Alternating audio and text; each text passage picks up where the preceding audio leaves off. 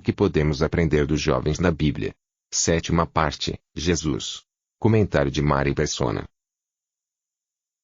O nosso próximo jovem não precisa, como fala nesses shows, né? Nosso próximo convidado dispensa apresentações, porque é o próprio Senhor Jesus. Não existe um outro jovem que tenha pisado nessa terra que tenha sido igual a ele, semelhante a ele, porque ele é Deus e homem, ele foi um homem, um jovem, pisando nessa terra, sendo o próprio Deus aqui. E o que nós aprendemos com o Senhor Jesus? Bom, tudo, né? Tudo, mas basicamente, em Hebreus 5:8, nós vamos encontrar uma coisa que ele não sabia quando ele veio ao mundo. Alguém pergunta, mas como? Deus e homem não sabia? Tem uma coisa que ele não sabia. Hebreus 5, versículo 8. Ainda que era filho, aprendeu a obediência por aquilo que padeceu. Como é que ele ia saber obediência se ele vivia no céu, numa trindade, perfeitamente coigual com Deus, com o Pai, com o Espírito Santo? Ele não tinha que obedecer ninguém ali, né? Ele veio em submissão e aprendeu obediência por aquilo que padeceu. E não só obediência ao Pai, porque nós vemos que ele andou aqui em obediência ao Pai o tempo todo. Isso está em todas as linhas dos evangelhos. Mas obediência a José, a Maria, às autoridades, aos sacerdotes, aos anciãos do judaísmo, obediência a homens. Ele obedecia homens. Eu não sei se ele ia em alguma escola, devia ir a alguma escola, ele obedecia à professora. O Senhor Jesus, o Criador do Universo, aquele que... Pensa assim, ele está numa aula de ciências, onde estão explicando como é que se formou o universo, ou quais são os planetas. Ele está fazendo a lição de casa, da coisa que é ensinada ali. Ele não ia poder fazer a lição das coisas que ele sabia, que ele fez tudo, ele criou tudo, né? Então, esse é o Senhor Jesus. Ele sendo Deus, ele se colocou no invólucro, sem se deixar ser Deus, sem deixar de ser Deus, mas um invólucro que limitava, aparentemente, né, toda a sua capacidade, se bem que ele não era nunca limitado na sua capacidade. Mas, sendo Deus, se fez homem. Se fez e desceu ao ponto de servo e desceu à cruz, como fala lá em Filipenses. E o que mais nós temos dele aqui? Também, uma coisa que a gente nunca ia imaginar, que o Senhor, quando menino, ele passava por algo que eu passei na escola, e acho que todos os meninos aqui passaram, a não ser que fosse o outro menino, vocês. Eu não sei se tem algum aqui que era o outro, que era o que praticava bullying. Eu fui dos que sofria bullying. Não sei se tem algum aí que praticava bullying, né? Mas eu fui dos que sofria o bullying. Eu era aquele menino bobo, bonzinho, que todo mundo, na hora de sair, tinha que correr para casa, porque vinha um moleque maior atrás, querendo me pegar para bater. Eu fui desse menino.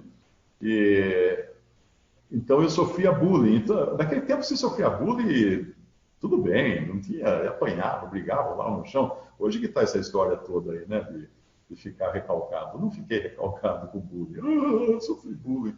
Não tem isso. Mas ele sofreu bullying. E onde nós vemos que ele sofreu bullying?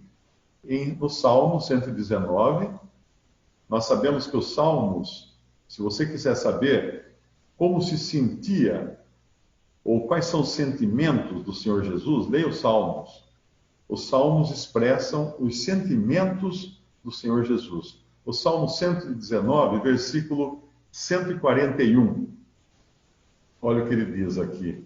Pequeno sou e desprezado. Pequeno sou e desprezado. Ele era desprezado e ele era pequeno. Porém, não me esqueço dos teus mandamentos. Esse é o Senhor Jesus. Pequeno, desprezado, mas já não esquecia de seus mandamentos, ainda quando pequeno. Ele escolhia também seus amigos. Salmo 119, versículo 119, versículo 63. Volta um pouquinho, versículo 63. Olha que interessante. Isso faz um contraste do Salmo 1, Bem-aventurado ao homem que não anda no conselho dos ímpios, não se detém na roda no caminho dos pecadores, né? Alguma coisa assim, não se assenta na roda dos escarnecedores. Salmo 119, 63. Companheiro sou de todos os que te temem e dos que guardam os teus preceitos. Então aqui vai mais uma dica para vocês, jovens. Escolham suas amizades. Escolham as amizades. Eu não consigo conceber como alguém pode ser amigo de pessoas do mundo. Claro que nós devemos ser amigos de todo mundo, tratar bem todo mundo, mas se algum amigo meu da faculdade ou do trabalho chegasse, Mário, vamos ali tomar uma cerveja comigo, então, eu ia arrumar uma desculpa, porque eu não ia ter o que conversar com essa pessoa.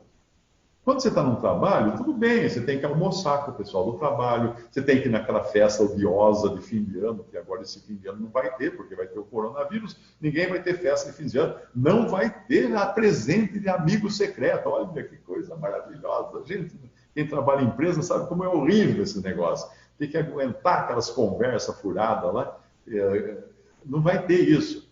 Então, até onde você pode escolher, porque tem coisas que você não pode escolher em negócios, por exemplo, você tem que ir lá fazer jantar de negócios. O cara, você não gostaria de ficar 10 minutos na frente dele, você tem que ficar, senão você não vende seu peixe. Mas como é que ele fazia aqui? Ele escolhia seus amigos. Companheiro sou de todos os que te temem e dos que guardam os teus preceitos. Isso deve ser o exemplo do cristão. Também uma outra coisa que ele tinha, o Senhor Jesus, quando era aqui, quando estava aqui, quando era jovem ainda, era o prazer de estar na casa do seu pai. Em Lucas 2, Evangelho de Lucas 2, versículo 46. Aqui é quando José e Maria perdem o menino Jesus, ele estava com 12 anos, e aconteceu que, passados 3 dias, o acharam no templo, assentado no meio dos doutores, ensinando os doutores. Não diz isso aqui. Ele podia ensinar tudo para os doutores, mas ele era menino. Ele guardava a sua posição. O versículo diz: estava sentado no meio dos doutores, ouvindo-os e interrogando-os. E todos os que o ouviam admiravam a sua inteligência e respostas, não afirmações. Respostas.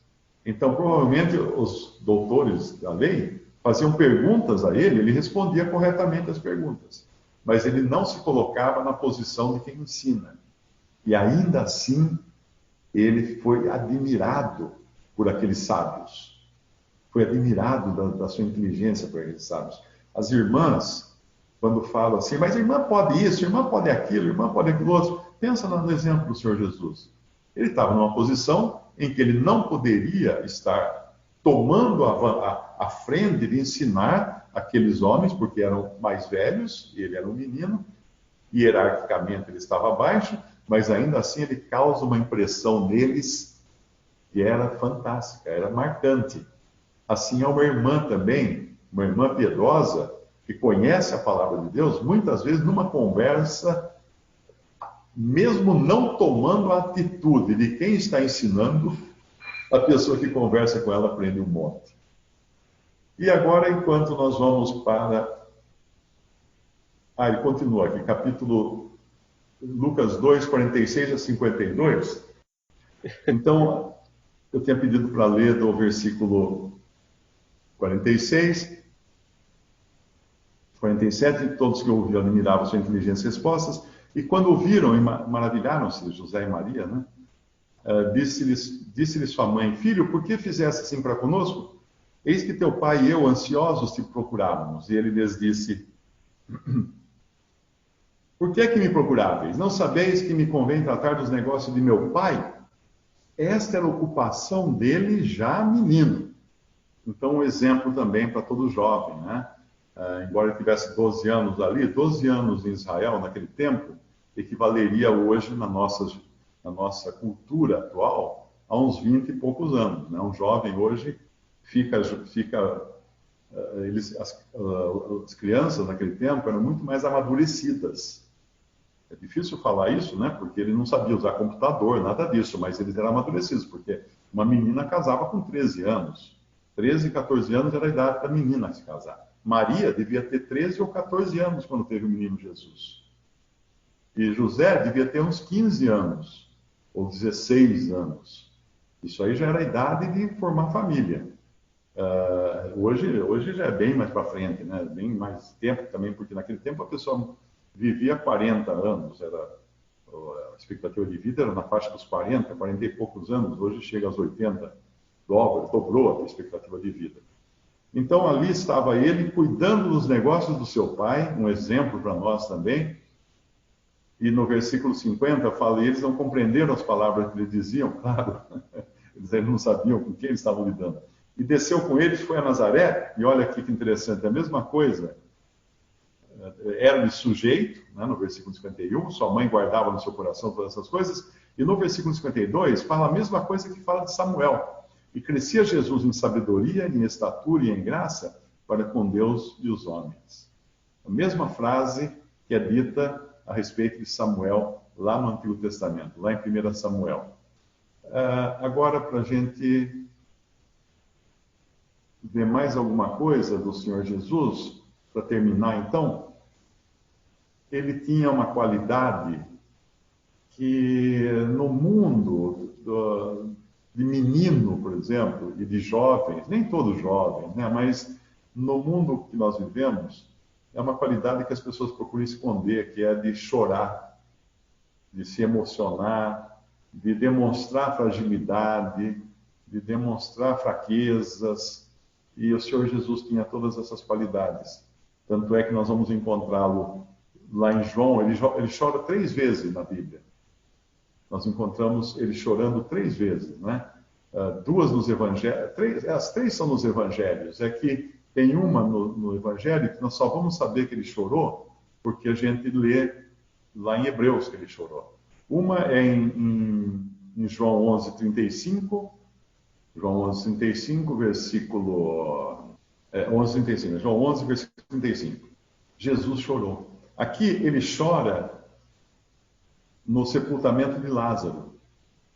Mas alguém pode perguntar, por que ele chorou se Lázaro já ia? Em 5 minutos estava resolvido o problema? Ele não chorou por causa de Lázaro. Ele chorou por causa da morte.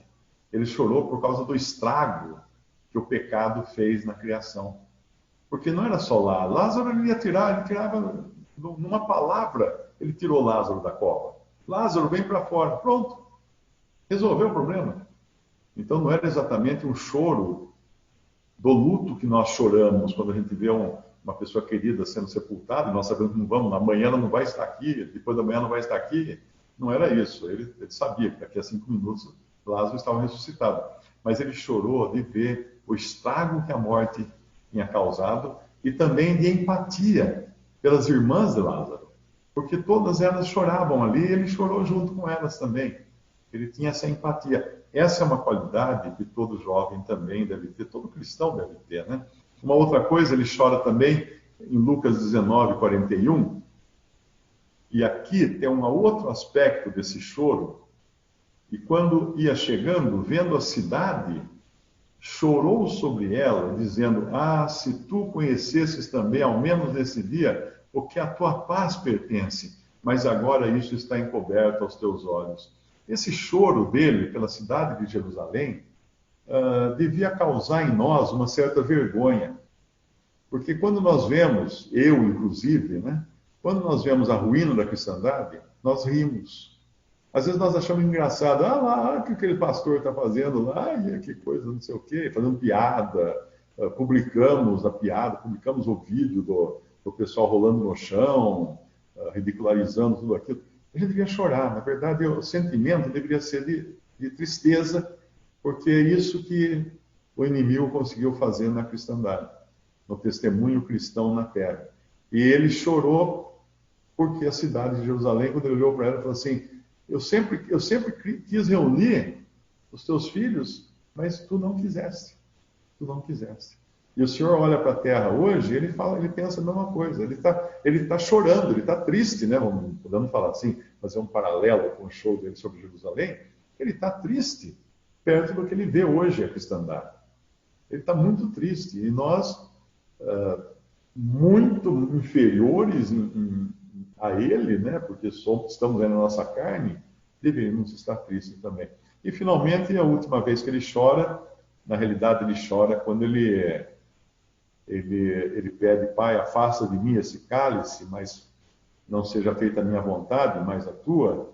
E lá em Hebreus capítulo 5, versículo 7, explica que ele estava chorando ali, né? O qual nos dias da sua carne, oferecendo com grande clamor e lágrimas, orações e súplicas ao que o podia livrar da morte, foi ouvido quanto ao que temia. Eu creio que isso aí aconteceu naquela ocasião ali, quando ele rogou ao Pai: afasta de mim esse cálice, falando da sua morte, né, do sofrimento que ele ia passar. Não da dor física, porque qualquer pessoa nesse mundo poderia também passar por sofrimentos até maiores do que ele passou. Tinha 2 crucificados do lado dele, que doeu do mesmo jeito, não doeu diferente do que doeu para ele, no sentido humano da coisa, né? Mas ele ia receber sobre o seu corpo santo todos os pecados daqueles que creram nele, que creriam nele, dos salvos. Todos os pecados dos salvos foram colocados nele, naquela hora em que Deus o julgou ali na cruz. E ele foi feito pecado por nós. Isso aí realmente nenhum homem jamais experimentou e nenhum homem jamais irá experimentar. E nós não vamos experimentar nem o juízo dos nossos próprios pecados. Somente os incrédulos que vão experimentar.